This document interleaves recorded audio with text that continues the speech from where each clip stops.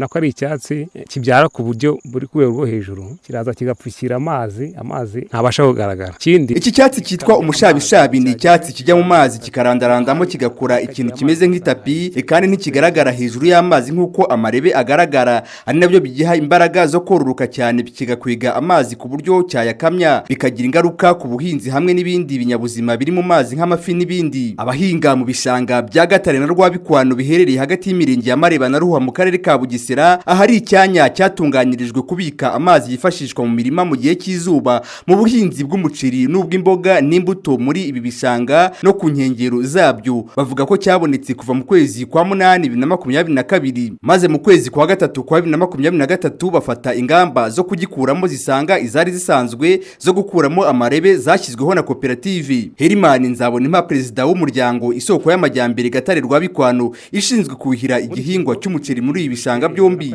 aravuga ingaruka bishobora kugira ku buhinzi bw'umuceri n'ubw'imboga n'imbuto bukorwa kinyamwuga muri ibi bishanga hamwe n'ubworozi bw'amafi bari bashyizemo. Ibintu nahuje na Alexis Tuyisingize na Twagiramungu Yohani. Gikamya amazi ahantu cyageze kizamura itaka, ahakagiye amazi ugasanga hahindutse umusitwe n'ibyatsi, ugasanga rero ububiko bw'amazi n'ubundi ntabwo. Kandi nkuko ureba ino damu yacu yageneye kutubikira amazi yo gukoresha mu gihingwa cy'umuceri. Rero n'ubundi icyo cyatsi cyo cyaje gisa nkaho ari cyo gukamya amazi, urugero rw'uko wenda ububiko bw'amazi bwagabanuka biramutse bititawe. Hejuru y'amazi ntabwo kigaragara, ahubwo amazi uko ateyeyo muri santimetero nka 60 ureba amazi niho utangira kubona imitwe yacu, ukabona udutwe ariko wakoramo none ugasanga ni nk'itapi ishashe. N'ubundi bigera ahantu dufatira amazi bikaba byinshi tukabura uburyo twakwinjira mu mazi ngo tuyave. Iki kibazo bakigejeje ku bakozi bashinzwe ubuhinzi ndetse n'ubworozi mu murenge wa Mareba, yewe ngo n'umuyobozi w'ishami ry'ubuhinzi n'ubworozi mu karere ka Bugesera arakizi. Hari uburyo bwari bwashyizweho hakusanwa imisanzu y'abanyamuryango b'amakoperative kugira ngo iki cyatsi hamwe n'amarebe bikurwemo, ariko ngo amafaranga ni make,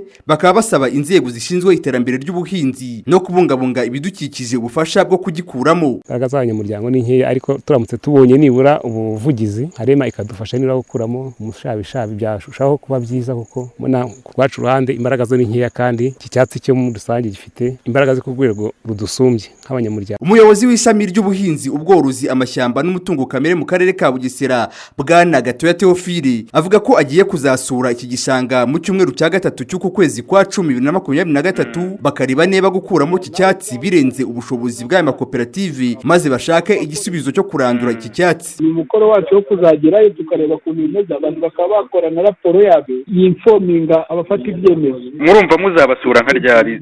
Uyu munsi sinakubwira itariki kubera ko hari akandi kazi dufite nako ubona ko n'umwanya wo kukabonera wagoranye no mu cyumweru cya gatatu wenda cy'ukwezi kwa 10.